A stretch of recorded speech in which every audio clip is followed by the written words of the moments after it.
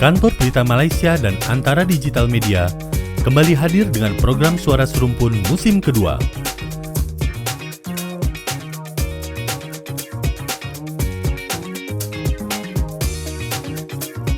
Tayang setiap Rabu pukul 11.30 waktu Indonesia Barat, siaran bersama Malaysia Indonesia ini hadir dengan menyajikan informasi-informasi baru di kedua negara yang kini dikemas lebih segar dan menarik.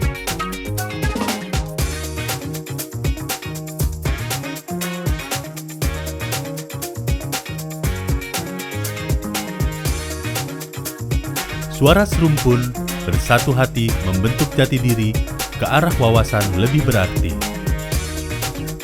Halo, Assalamualaikum semuanya. Terima kasih kita bawa pada anda Suara Serumpun musim yang kedua. Sudah pun memasuki episod yang ketujuh pada hari ini. Jadi, kita pun dah tak sabar nak berbicara dengan penyiar kita dari Antara Digital Media Jakarta, iaitu Nita Purnamasari dan Demi Almanda. Apa khabar semuanya? Halo. Sehat, alhamdulillah. Sihat Hani, ya. apa kabar, Hani? Nampak wajahnya. Ya, kabar baik. Alhamdulillah. Ya, semuanya okey aja di sana ya? Okey dong Baik-baik Hani. aja ya. Nah, Okey dong. Okey. Pertama sekali ya, kita ingin berkongsi dengan anda semua, para pendengar kita pada waktu ini. Anda juga boleh tonton kami melalui live Facebook bernama Radio, dan kalau ada nak berinteraksi, nak kongsi pandangan, nak chit-chat di situ, disilakan komen. Kita akan bacakan dari semasa ke semasa, dan pastinya Nita dan juga Demi akan menjawabnya juga ya. Okey, baik. Kita nak berkongsi terlebih dahulu berita dari Malaysia, dan ini pastinya satu perkara yang sangat menggembirakan untuk kita bagi kedua-dua negara, kerana Solo menjadi tuan rumah di sana bagi acara Sukan Para ASEAN, dan keseluruhannya kita berada dalam kedudukan yang baik ya bagi Malaysia dan Indonesia, dan yang tertinggi sekarang ini ada 31 emas telah pun dikemas kini 8.25 minit malam tadi untuk 2 Agustus. 2 Agustus. Okey, jadi itu dari Indonesia. Kalau di Malaysia setakat ini 10 emas untuk setakat 2 Ogos, dan pastinya ada banyak lagi yang telah juga dikutip sepanjang 24 jam ini yang akan kita bawakan kepada anda dari semasa ke semasa. Jadi apapun, tahniah juga kepada Indonesia yang telah pun mencapai tangga yang rank yang pertama ya untuk kutipan emas khususnya. Saya sedang tengok ni melalui ASEAN PG 2022 Instagramnya. Tahniah sekali lagi diucapkan Debbie dan Nita. Iya, kebetulan terima kasih juga untuk Hani ya, karena memang kebetulan sekali Indonesia menjadi tuan rumah atas perhelatan ASEAN Para Games 2022 yang memang diselenggarakan di kota Solo itu tersebut. Jadi memang menurut update terakhir juga pun bahwa posisi Indonesia memang betul sudah di peringkat 1 dengan perolehan medali itu sudah di angka 52 medali emas, Hani. Wow. Untuk medali emas, dan juga 41 untuk medali perak, dan juga untuk 29 untuk medali perunggu. betul. Nah, kalau di Malaysia sendiri kan sudah mencapai raihan 10 emas tadi kalau nggak salah ya Hani ya. Ya, itu setakat malam tadi yang dikemas kini melalui Instagramnya yang saya tengok di sini, iaitu setakat 8.25 minit malam 2 Ogos. Maknanya hari ini sudah ada pertambahan lagi sebenarnya. Sudah ada pertambahan lagi. Nah, kalau di Malaysia sendiri tuh lomba apa sih yang menjadi andalan dari tim Malaysia di ASEAN Para Games ini? Jadi pastinya kalau kita melihat kepada sukan yang diungguli bagi negara kita di Malaysia, yang mana sejak dari awal sebenarnya dari segi aspek persediaan dan dari segi aspek apa yang dimahukan dalam sukan pada kali ini, banyak sebenarnya persediaannya, ada banyak targetnya di situ, tetapi antara yang terkini menjadi kegembiraan untuk kita adalah tentunya kejayaan jaguh lontar peluru para negara baru-baru ini, Muhammad Ziyad Zulkifli di Sukan Para ASEAN Solo, yang turut diikuti dengan 2 lelaki rakan senegara kami, iaitu di Stadium Menahan, itu Muhammad Rizwan Makpuzi dan Eddie Bernard, mana untuk lontar peluru. Dan kalau di sana pun panggil sama juga ke lontar peluru? Sama? Lontar peluru sama kayak lontar peluru tuh kayak yang apa gitu. Yang di lempar lembing ya? Lempar lembing. Apa ya? Betul ya? Betul. Tolak peluru, Tolak- tolak peluru. Ya, kalau di Indonesia namanya tolak peluru, betul. Ya. Ya, tolak peluru. Jadi itu dia antara yang terkini jugalah. Dan apa yang diharapkan oleh negara kita Malaysia adalah untuk meraih 16 emas. Okey. Jadi pasti ini satu perkara yang semestinya menjadi fokus untuk semua. Dan antara yang terkini juga jaguh lompat jauh para negara Tok Abdul Latif Romli telah menghadiahkan emas ke-11 buat kontingen Malaysia di Sukan Para ASEAN Solo 2022 sekaligus melengkapkan koleksi kilauan pingat bagi berturut-turut di Temasya Dwi tahunan tersebut. Okey, jadi itu antara sukannya lah. Maknanya lontar peluru, lompat jauh, renang.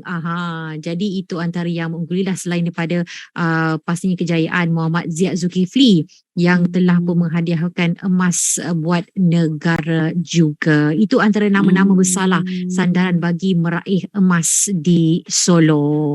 Okey. Jadi di sana bagaimana? Ya, kalau di Jakarta sendiri juga ada yang menarik ya, Dem ya, dari Asian Para Games 2022 ini, yaitu keberhasilan pasangan suami istri Nur Ferry Perdana dan Putri Aulia yang meraih medali emas dari cabang olahraga para atletik untuk kedua kalinya, Hani. Okay. Ya, untuk Nur Ferry sendiri itu mendapatkan medali emas di cabang lari 100 meter untuk putra ya. Dan juga untuk Putri Aulia itu mendapatkan medali dari lari 100 meter di putri. Jadi memang pasangan tersebut adalah pasangan suami istri dan memang dua-duanya mendapatkan medali ya, Nita ya. Jadi hal-hal yang menaik seperti itu memang yang menaik perhatian dari warga Indonesia juga ya tentunya. Okey, baik. Jadi dalam masa yang sama juga untuk makluman kepada semua, di mana bagi kontingen dari Malaysia tidaklah seramai seperti mana negara-negara tuan rumah dan juga Thailand. Di mana kita kurang dari 300. Kalau difahamkan kalau bagi negara yang lain lebih daripada 300 atlet ya yang ke sana untuk berjuang. Tetapi kalau dari Malaysia disai 117 dengan 73 daripadanya adalah atlet. Mana keselebihnya adalah pegawai termasuk pegawai perubatan serta sekretariat. Mana 73 saja atlet kita yang pergi menyertai 11 sukan daripada 14 yang dipertandingkan. Kalau untuk Indonesia sendiri juga kita cukup banyak sebenarnya, mungkin karena kita tuan rumah juga, karena kita mengirimkan banyak sekali atlet, yaitu sekitar 323 atlet, Hani. Dan juga atlet-atlet tersebut juga semuanya bermain di 14 cabang olahraga yang dipertandingkan dalam ASEAN Para Games 2002 tersebut. Wow, okey. Jadi saya pasti selain daripada tumpuan diberikan di Solo untuk acara sukan ini, tapi di Solo juga merupakan salah satu daripada destinasi pelancongan yang suka dilawati oleh negara luar. Iya, Hani. Kebetulan mertua orang Solo nih, Hani. Oh, iya kah? Okey, apa yang ada Hani di harus main ke Solo? Solo ya. Di situ Itulah dia. banyak satu hari nanti. makanan yang kuliner enak. Aduh. Itu. Aduh. Dan antara yang menjadi tumpuan adalah yang apa itu ya? Yang seperti ada dua bangunan tu yang terpisah tu. Apa namanya tu? Macam seperti monumen gitu. Monumen Pers. Rasanya itu. Monumen Pers Surakarta. Ataupun dipanggil sebagai pintu gerbang ke dunia yang berbeza. Candi apa? Candi Ceto Jenawi. Betul kan? Itu kah? Itu bukan ya? Coba. Coba sudah carilah candi. Jadi itu antara lokasi-lokasi yang boleh kita ambil gambar ya. Betul. Okey, baik. Jadi itu selain daripada destinasi sukan untuk para ASEAN, tetapi juga turut menjadi destinasi bagi industri pelancongan. Okey, nanti kita akan pergi sama-sama ya, janji ya. Janji ya, Hani ya. Ditunggu ya, main-main ke Solo. Ya, pastinya. Dan antara tumpuan diberikan juga untuk waktu ini juga berkaitan dengan Pulau Komodo. Betul?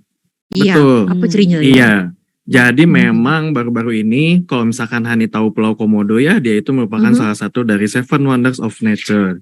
Beberapa waktu yang lalu ini diberlakukan kenaikan tiket untuk bisa masuk ke Taman Nasional Komodo yang berada di Nusa Tenggara Timur oleh pemerintah Indonesia. Harga tiket yang awalnya itu hanya 150.000 saja, atau kalau dalam ringgit Malaysia itu hanya 44,94 ringgit Malaysia, menjadi 3.750.000 atau sekitar 1.123,99 ringgit Malaysia. Hal tersebut tepatnya diresmikan sejak hari Senin kemarin, dan tak hanya itu mereka juga membatasi jumlah wisatawan yang datang berkunjung ke sana hanya menjadi 200.000 saja dalam per tahun. Hal tersebut dijelaskan juga oleh koordinator pelaksana program penguatan fungsi Taman Nasional Komodo yaitu Carolina Noge, yang mengatakan bahwa harga tiket masuk tersebut adalah untuk per orang selama setahun. Jadi yang tadinya 150.000 sehari itu menjadi 3.750.000 untuk per tahun. Ia menambahkan hal tersebut sudah berdasarkan hitungan dan rekomendasi dari hasil kajian, di mana memang berdasarkan hasil kajian angka tersebut sebenarnya masih cukup, yaitu di kisaran 2 juta hingga 5 juta. Nah, terkait hal tersebut juga Presiden Jokowi menyebut bahwa alasan kenaikan tarif itu adalah upaya pemerintah dalam menjaga kelestarian kawasan konservasi sekaligus meningkatkan ekonomi pemerintah setempat lewat sektor pariwisata. Ya memang kasus seperti ini juga pernah terjadi juga sebenarnya ya di Candi Borobudur, di mana harga tiket masuk juga dinaikkan meskipun Candi Borobudur itu sempat ditunda kenaikannya. Nah, berbeda dengan Candi Borobudur, untuk Taman Nasional Komodo ini sudah dipastikan mengalami kenaikan sebanyak 3 juta tersebut. Ya memang cukup mahal, tapi memang perbedaannya itu adalah tiket masuknya ini untuk per tahun, Hani. Jadi karena mungkin untuk konservasi, di mana kan konservasi tidak mungkin hanya sekali kunjungan atau 2 kali kunjungan mungkin ya. Butuh beberapa kali untuk kunjungan, sehingga tiketnya langsung dipatok menjadi harga 3 juta, Nita. Oke.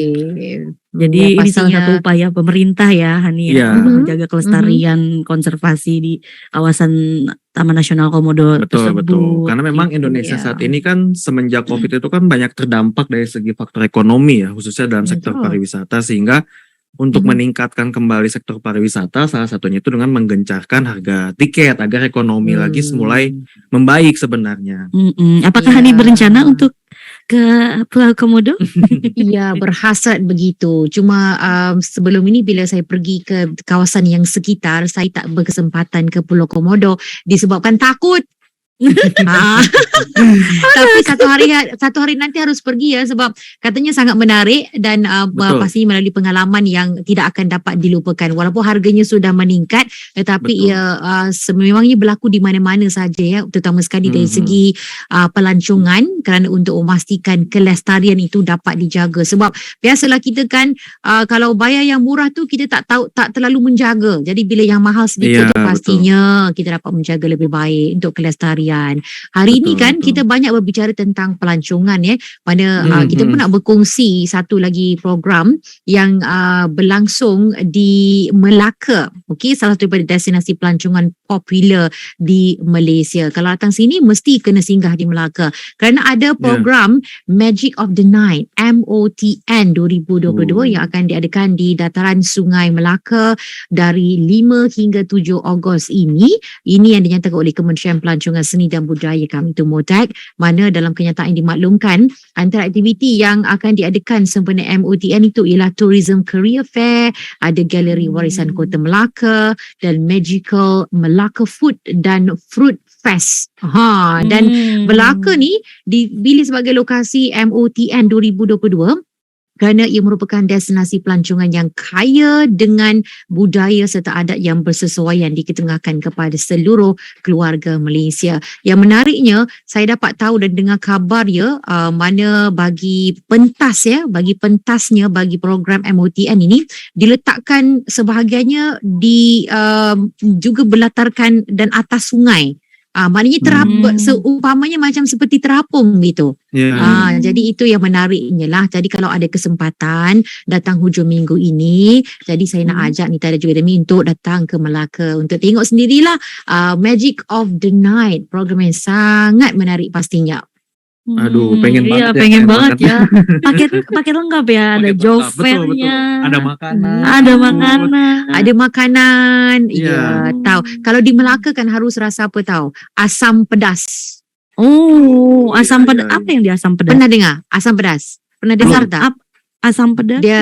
Dia macam seperti kuahnya seperti asam. Okey, asam. Halo, apa Asam-asam. kabar? Semoga sehat selalu. Senang Maafkan rasanya. saya ya. Tidak sedar ya. Tidak sedar waktu yang berlalu begitu pantas. Jadi Saking serunya ya, Saking serunya. Iya. tahu-tahu aja sudah diberi isyarat begitu. Jadi kita belum habis bicara ya. Iya. Okey. Dan yang paling pasti juga yang seronoknya adalah kalau di Melaka ni selain pada makanan-makanannya, apa yang kita ada adalah pemandangannya di situ, pelancongnya dan kesan sejarah. Dan makanan tadi selain pada asam pedas, okey, asam makanan yang asam dia macam pedas sedikit. Okey, cuba rasa bayangkan masam dan pedas. Kemudian diletakkan lauknya itu seperti sayur-sayuran. Tetapi ada juga boleh dipilih. Ikan boleh, daging boleh, ayam pun boleh. Di Jakarta sendiri juga ada ya. Ada ya? Ikan asam pedas. Oh iya. Ada. Padang. Ikan asam. Ya. Bukan, itu bukan mana asam beda pate lagi. itu. Oh ya, asam pate. Asam pedas. Jadi kuahnya kayak bening gitu ya nih ya. Lebih kurang begitu. Tapi Bening dan- kalau di Melaka ni dia lagi pekat. Hmm. Kalau di bening tu dia macam sedikit cair kan? Ya. Tapi dia lebih pekat rempahnya itu. Tapi memang sedap. Saya sudah terpejam mata ini membayangkan kesedapan asam Sudah pedas. waktunya. Sudah waktunya untuk kita makan. Okey, itu cerita dari Malaysia. Bagaimana pula dari Indonesia? Baik, kalau untuk berita yang selanjutnya dari Indonesia itu, pemerintah kembali membuka 6 pintu masuk kedatangan bagi para pelaku perjalanan luar negeri di Indonesia melalui jalur udara. Nah, 6 bandara yang dibuka tersebut yaitu salah satunya ada Bandar Udara Sultan Iskandar Muda, Bandar Udara Minangkabau, Bandar Udara Sultan Mahmud Badarudin II, Bandar Udara Adi Sumarmo, Bandar Udara Syamsuddin Nur, dan Bandar Udara Sultan Haji Muhammad Sulaiman Sepinggan. Terkait hal tersebut, Wakil Ketua 3 Satgas Penanganan COVID-19 Nasional Safrijal meminta kepala daerah terus gencar melakukan program vaksinasi, khususnya meningkatkan capaian pemberian dosis ketiga booster. Nah, hal ini merupakan bagian yang tidak terpisahkan dalam upaya agar pandemi ini dapat terus terkendali. Iya, karena memang seiring terkendalinya COVID juga, akhirnya banyak sekali jalur-jalur perjalanan luar negeri juga yang dibuka ya, Nita ya. Iya, gitu. Dari Jakarta sendiri juga sudah mulai masuk untuk yang dosis keempat ya? Oh iya, betul. Kita sudah mulai masuk ke dosis keempat juga sebenarnya ya. Untuk para nakes ya di awal Betul, itu. hanya untuk para nakes saja. Kalau di Malaysia kan sudah Kita sudah diberikan sekarang itu dos pekala yang kedua. Bagi mereka yang ya. mampu dan tiada paksaan, tetapi amat digalakkan untuk mereka yang yang mempunyai pelbagai jenis penyakit ya, komorbid, dan begitu juga betul. bagi mereka yang berusia, ada usia-usia tertentu, digalakkan untuk pergi. Yang sihat pun boleh kalau mahu pergi. Sebab sekarang ni kita ada macam-macam BA5, varian dan sebagainya, BA4 gitu kan. Jadi kita perlu berhati-hatilah, dan kalau kita ada semua itu, kita ada protection kan, keselamatan. Jadi makanya kita boleh pergi melancong. Anda boleh datang ke sini, saya boleh datang ke sana. Betul. Kan?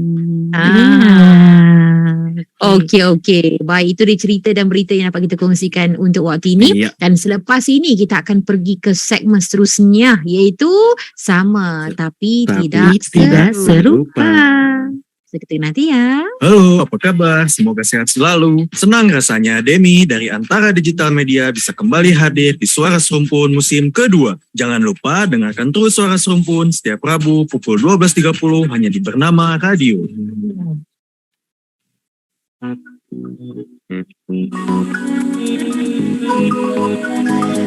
Okey, itu baru yang betul. Itu baru yang betul suara Demi yang keluarnya tadi tu untuk kita lihat seketika. Sebelum kita beralih ke segmen yang seterusnya, sama tapi tak serupa, itu ada 15 minit berlalu tadi kan, macam tak rasa tahu-tahu Tidak je terasa. dah selesai 15 minit, tidak terasa. Okey, kali ini berkongsi tentang sama tapi tidak serupa, dan kali ini perkataan pilihan minggu ini ialah rapat. Okey, rapat. Saya kongsikan dulu definisi dalam bahasa Melayu ya. Dekat, hampir, sempit. Itu definisinya. Contoh ayat. Siti dan Sarah duduk rapat semasa menonton cerita seram itu. Cerita seram kan, jadi duduknya rapat-rapat gitu.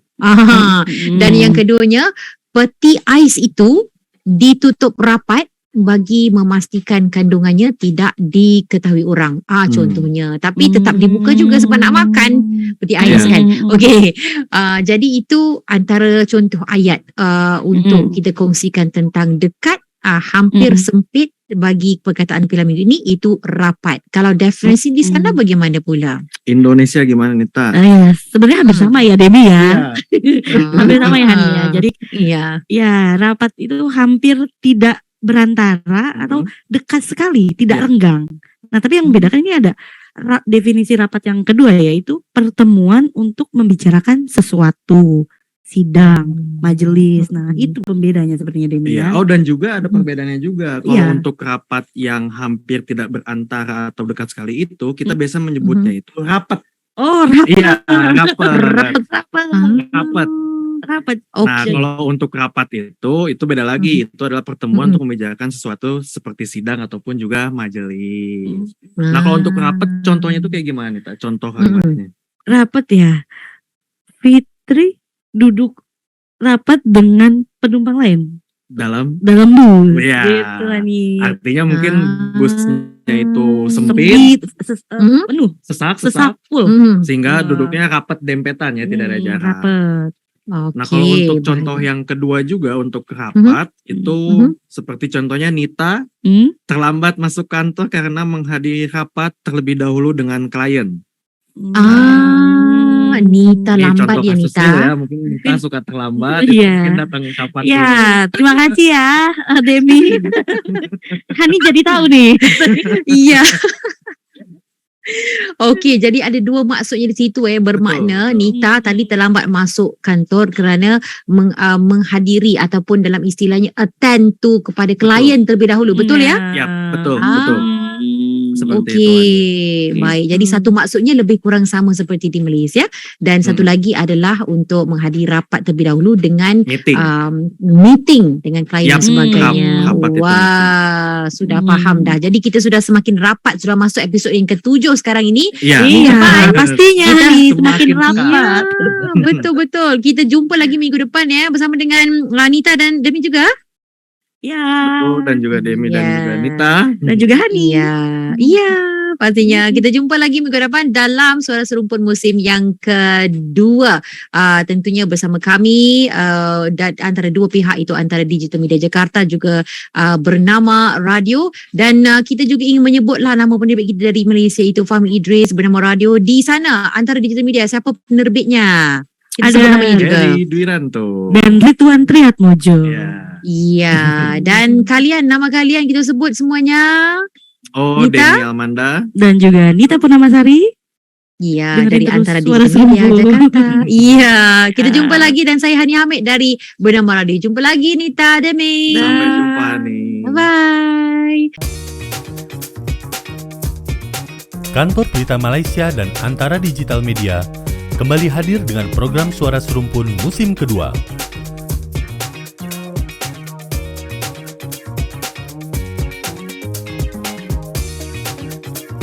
Tayang setiap Rabu pukul 11.30 waktu Indonesia Barat, siaran bersama Malaysia Indonesia ini hadir dengan menyajikan informasi-informasi baru di kedua negara yang kini dikemas lebih segar dan menarik.